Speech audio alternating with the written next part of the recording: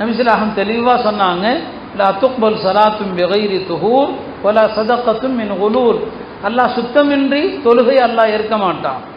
ஹராமான காசில் செய்யப்பட்ட தர்மத்தையும் அல்லாஹ் ஏற்க மாட்டான். தொழுகைக்கு எப்படி சுத்தம் தேவையோ தர்மத்திற்கும் சுத்தம் தேவை. தர்மத்திற்கு சுத்தம் என்ன? கொடுப்பவருடைய உள்ளமும் சுத்தமாக இருக்கணும், கொடுக்கிற செல்வமும் சுத்தமாக இருக்கணும். ஒரு முறை நபி ஸல்லல்லாஹு அலைஹி வஸல்லம் மகரிப் தொழுகைக்கு வேகமாக வர்றாங்க. பெருமானாரோட அபூ ராஃபிங்கிற சஹாபியும் வர்றாங்க. ஜன்னத்துல் பக்கியா கடக்கும்போது நபி ஸல்லல்லாஹு அலைஹி வஸல்லம் திடீரென்று திரும்பி உஃபில்லக்கங்கிறான், உனக்கு நாசம் உனக்கு நாசம் அப்படிங்கிறாங்க.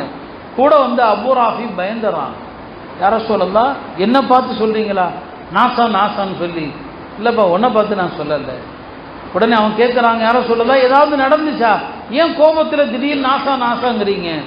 சொன்னாங்க, ஒரு கபரை காட்டி, இதோ இந்த கபரில் இருக்கிறாரு, இவரை நான் ஜக்காத்து வசூலிப்பதற்காக அனுப்பியிருந்தேன், என்ற எல்லா பொருளையும் கொண்டு வந்து சேர்க்காம ஒரு போர்வை எடுத்துக்கிட்டாரு, அந்த போர்வை அவருடைய கபரில் நெருப்பாக எரிந்து கொண்டிருக்கிறதுன்னு சொன்னாங்க. பாருங்க, ஒரு போர்வை நீங்கள் பொருளாதார விஷயத்தில் ஒரு திர்ஹமோ 1,00,000 திர்ஹமோ புரியுங்களா, கலந்துட்டா நஜிஸு கலந்துருச்சு, அவ்வளோதான், நஜிஸு கலந்து விட்டது.